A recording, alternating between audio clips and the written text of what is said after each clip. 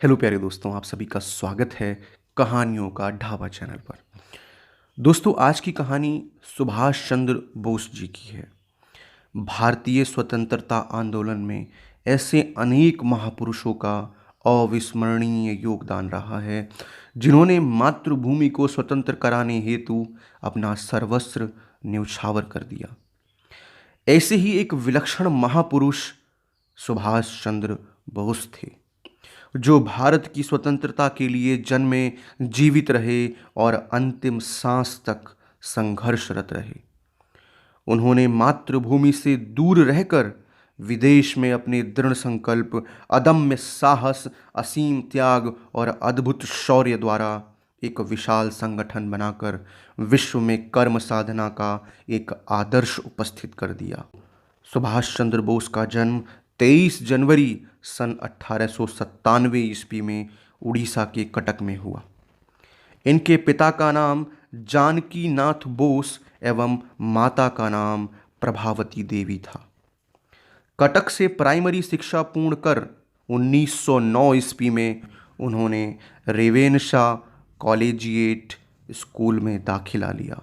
College के principal Beni Madhav Das के व्यक्तित्व का सुभाष चंद्र के मन पर गहरा प्रभाव पड़ा।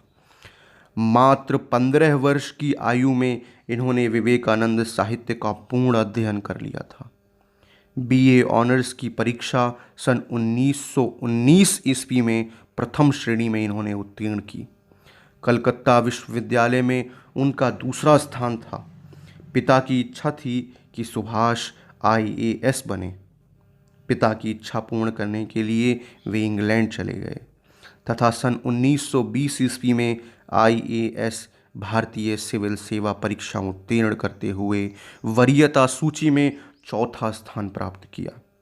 परंतु नौकरी छोड़कर उन्होंने अपना संपूर्ण जीवन भारतीय स्वतंत्रता संग्राम को समर्पित कर दिया।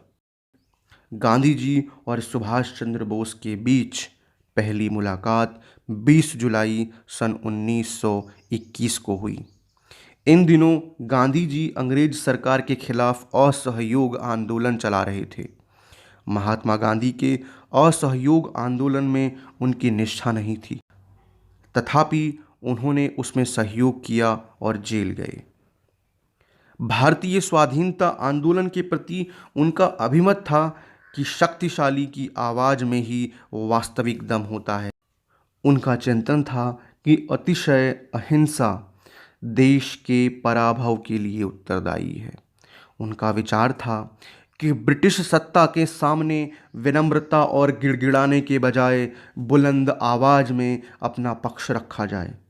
सन 1928 ईस्वी में जब साइमन कमीशन भारत आया, तब कांग्रेस ने उसे काले झंडे दिखाए।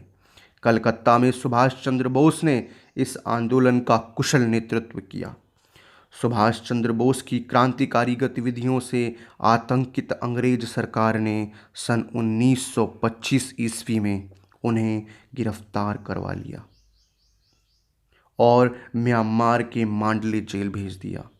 सन 1930 ईस्वी में जेल में रहते हुए ही वह कलकत्ता के महापौर चुने गए। इसीलिए सरकार उन्हें रिहा करने पर मजबूर हो गई। सन 1932 ईस्वी में उन्हें फिर कारावास में डाल दिया गया। बीमारी के कारण सरकार ने इलाज हेतु उन्हें यूरोप जाने की अनुमति दे दी। भारत लौटने पर सन 1938 ईस्वी में उन्हें हरिपुरा कांग्रेस का सभापति निर्वाचित किया गया।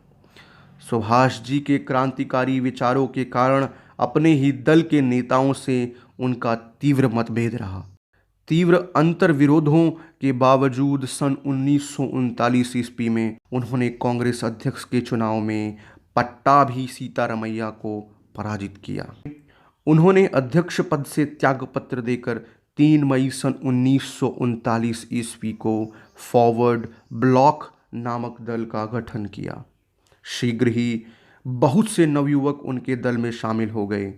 सुभाष और उनके संगठन फॉरवर्ड ब्लैक ने स्वाधीनता आंदोलन को और अधिक तीव्र करने के लिए जन जागरण का अभियान प्रारंभ कर दिया।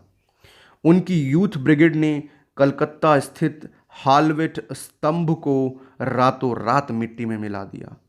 इसके फलस्वरूप अंग्रेज सरकार ने सुभाष सहित फॉरवर्ड ब्लॉक के प्रमुख नेताओं को बंदी बना लिया। बंदी रहते हुए उन्होंने सरकार को चेतावनी देते हुए पत्र लिखा और पत्र में लिखा, मुझे मुक्त कर दीजिए, अन्यथा मैं जीवित रहने से इनकार कर दूंगा। इस बात का निश्चय करना मेरे वश में है कि मैं जीवित रहूं या मर जाऊं। शहीदों का खून धर्म का बीज होता है।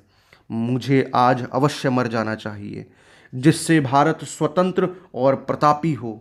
अपने देशवासियों को मुझे यही कहना है कि भूलना मत कि दासता मनुष्य के लिए सबसे पहला पाप है। इस पत्र का सरकार पर गंभीर प्रभाव पड़ा। उनके आमरण अनशन के कारण सरकार को उन्हें रिहा करना ही पड़ा। इस समय द्वितीय विश्व युद्ध का दौर चल रहा था, अतः सरकार नहीं चाहती थी कि युद्ध के दौरान सुभाष मुक्त रहें, अतः उन्हें नज़रबंद कर दिया गया। जनवरी सन 1941 ईस्वी में पुलिस को चकमा देते हुए वे वेश बदलकर गायब हो गए और जर्मनी पहुंच गए। दिसंबर सन 1941 ईस्वी में जापान ने अंग्रेजों के विरुद्ध युद्ध की घोषणा कर दी। 4 जुलाई सन 1943 ईस्वी को सुभाष चंद्र बोस ने आज़ाद हिंद फौज की कमान संभाली। आज़ाद हिंद फौज के सिपाही उन्हें नेताजी कहते थे। जय हिंद, दिल्ली चलो, लाल किला हमारा है, तुम मुझे खून दो, मैं तुम्हें आज़ादी दूंगा आदि उनके जीवंत नारे थे। 21 अक्टूबर सन 1943 ईस्वी को आज़ाद हिंद फौज के सर्वोच्च सेनापति की हैसियत से उन्होंने सिंगापुर में भारत की अस्थायी सरकार की स्थापना की। इस सरकार को कुल 9 देशों ने मान्यता दी। उन्होंने आज़ाद हिंद फौज का मुख्यालय सिंगापुर एवं रंगून में बनाया। उन्होंने रानी झांसी रेजिमेंट के नाम से स्त्री सैनिकों का भी एक दल बनाया। जुलाई सन 1944 ईस्वी में सुभाष चंद्र बोस ने हिंद रेडियो पर बोलते हुए गांधी जी को राष्ट्रपिता संबोधित करते हुए कहा कि भारत की स्वाधीनता का आखिरी युद्ध शुरू हो चुका है। राष्ट्रपिता, भारत की मुक्ति के इस पवित्र युद्ध में हम आपका आशीर्वाद और शुभकामनाएं चाहते हैं। जापानी सेना के सहयोग से आज़ाद हिंद फौज ने अंडमान और निकोबार द्वीप पर विजय प्राप्त कर अंडमान का नाम शहीद द्वीप और निकोबार का नाम स्वराज द्वीप रखा। इसी क्रम में दोनों फौजों ने मिलकर इम्फाल और कोहिमा पर आक्रमण किया। इन क्षेत्रों पर जीत प्राप्त कर सुभाष चंद्र बोस ने 22 सितंबर सन 1944 ईस्वी को शहीदी दिवस मनाया। परंतु जापान की पराजय के साथ ही युद्ध का पासा पलटा, अंग्रेजों का पलड़ा भारी पड़ा और नेताजी को पीछे हटना पड़ा। माना जाता है कि 18 अगस्त सन 1945 ईस्वी को हवाई जहाज से मंचूरिया की तरफ जाते हुए वह लापता हो गए। 23 अगस्त सन 1945 ईस्वी को टोक्यो रेडियो ने बताया कि ताइहोकू हवाई अड्डे के पास उनका विमान दुर्घटनाग्रस्त हो गया, जिसमें वे बुरी तरह घायल हो गए और ताइहोकू सैनिक अस्पताल में उन्होंने दम तोड़ दिया।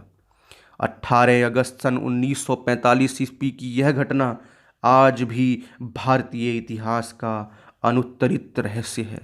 नेताजी सुभाष चंद्र बोस लेखक, सैनिक, दार्शनिक, राजनीतिज्ञ, कुशल प्रशासक, सेना नायक, वक्ता व भविष्य दृष्टा के रूप में बहुमुखी व्यक्तित्व के धनी थे। वह स्वभाव से आध्यात्मिक संत थे। देश की आज़ादी के लिए उन्होंने संघर्ष का रास्ता चुना, परंतु उनकी वृत्ति अंततः आध्यात्मिक ही थी। भारत माता का यह वीर सपूत अपने अटूट मातृभूमि प्रेम के कारण इतिहास में अपना नाम सदा के लिए अमर कर गया। तो प्यारे साथियों, इस कहानी में इतना ही। अगर इस कहानी ने आपके दिल को जरा भी छुआ है तो कमेंट सेक्शन में हमें ज़रूर अपने विचारों को बताइएगा और हमारे चैनल को सब्सक्राइब कीजिएगा वीडियोस को लाइक कीजिएगा। हम आपके लिए ऐसी ही शानदार कहानियाँ सदैव लाते रहेंगे। तब तक के लिए धन्यवाद।